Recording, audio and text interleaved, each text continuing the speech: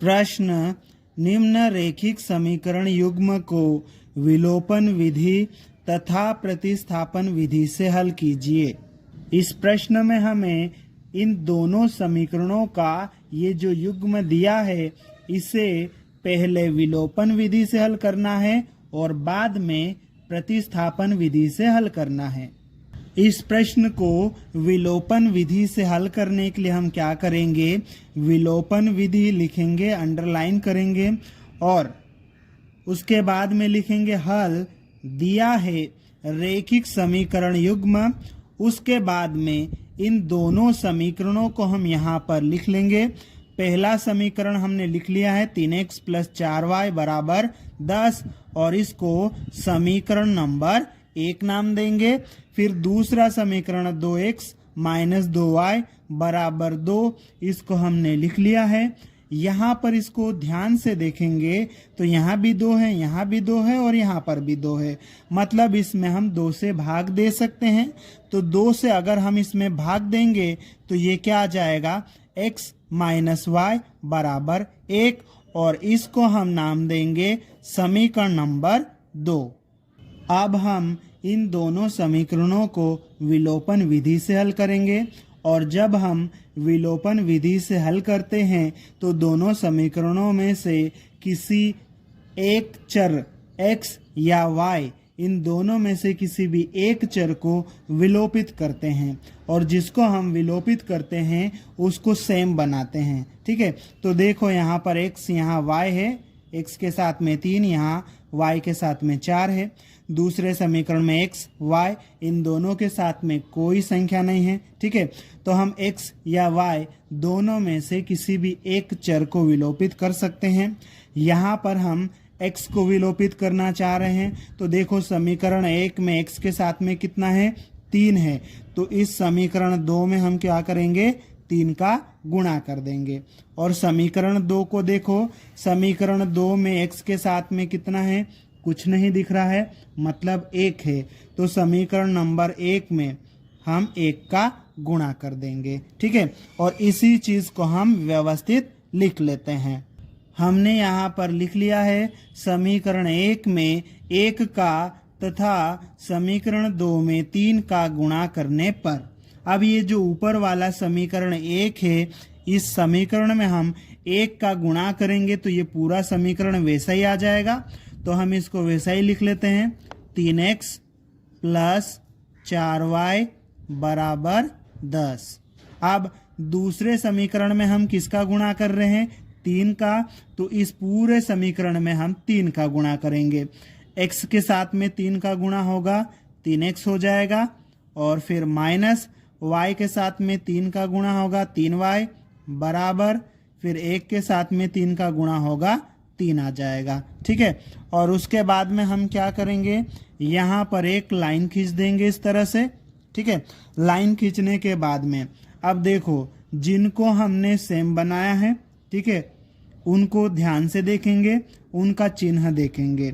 x को हमने same बनाया है तो यहाँ पर देखो इसके आगे भी प्लस का चिन्ह है, यहाँ भी प्लस का चिन्ह है। जब चिन्ह सेम होता है तो हम क्या करते हैं, चिन्ह बदलते हैं। किसका, नीचे वाले समीकरण का। तो इसका चिन्ह हम बदलेंगे, तो ये प्लस का है तो माइनस हो जाएगा, ये माइनस का है तो प्लस हो जाएगा और ये प्लस का है तो माइनस हो जाएगा। ये प्लस का 3x, ये माइनस का 3x, ये 0 हो जाएगा। प्लस का ये 4y और ये प्लस का 3y, कितना हो जाएगा, ये 7y हो जाएगा। तो यहाँ लिख देंगे 7y बराबर प्लस का 10 माइनस 3, कितना आएगा, 7 आ जाएगा। ठीक है, यहाँ से हम क्या करेंगे, y का मान निकालेंगे।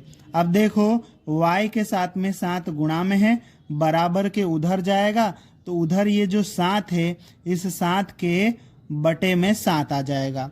7 को 7 से भाग लगाएंगे, कितना आएगा, 1 आएगा। ठीक है, इस तरह से y का मान कितना आ गया, 1 आ गया। अब हमें ये जो y का मान मिला है, इस मान को हम दोनों में से किसी भी एक समीकरण में रख सकते हैं। तो देखो समीकरण नंबर 2 छोटा है तो y का ये वाला मान हम समीकरण 2 में रखेंगे। इसके लिए हम लिखेंगे y का मान समीकरण 2 में रखने पर, और समीकरण 2 को हम एक बार लिख लेंगे।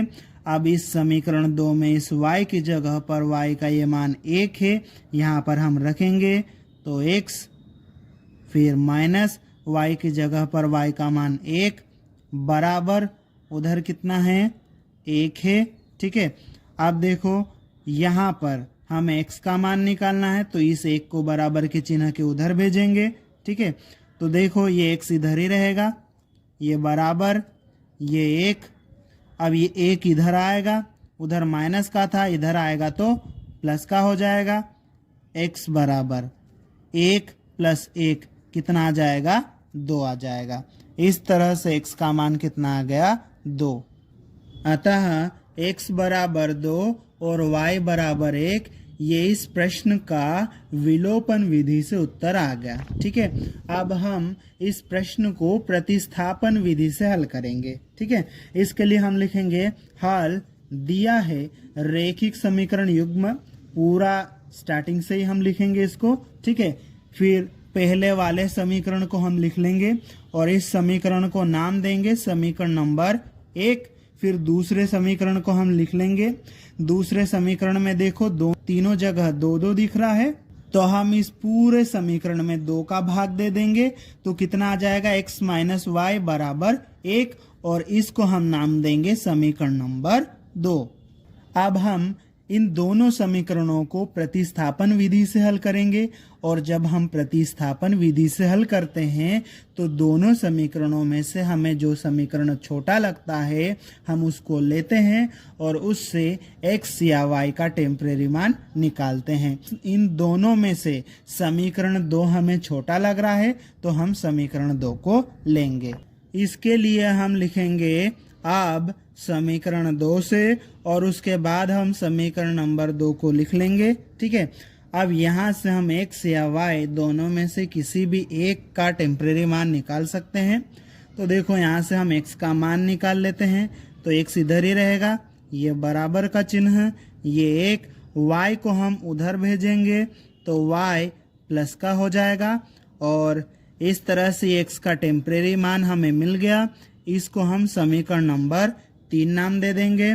अब हमें जो ये मान मिला है x का टेम्परेरी मान, इसको हम उस समीकरण में रखेंगे जिसका प्रयोग हमने अभी तक नहीं किया है।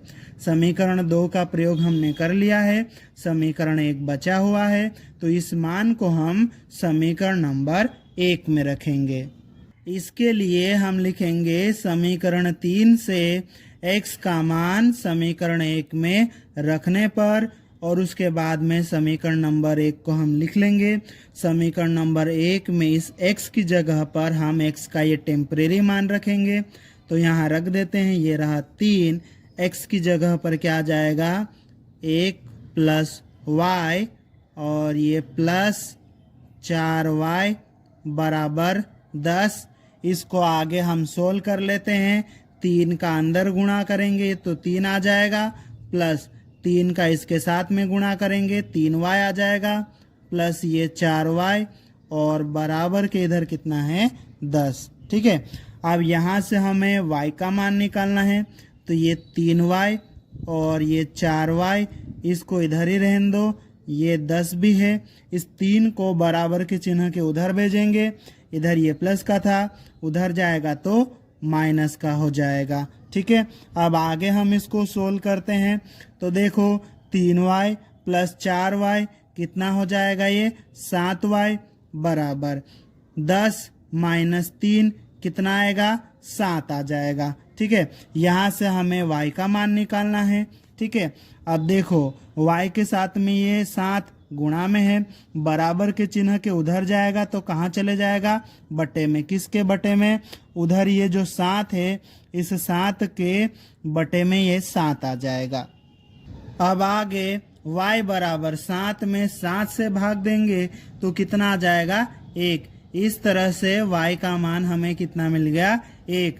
अब इस y के मान को हम समीकरण नंबर 3 में रखेंगे। इसके लिए हम लिखेंगे y का मान समीकरण 3 में रखने पर और उसके बाद में समीकरण नंबर 3 को हम लिख लेंगे।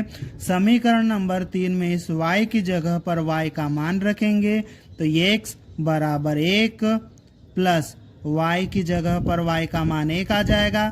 x बराबर 1 प्लस 1 कितना आ जाएगा 2।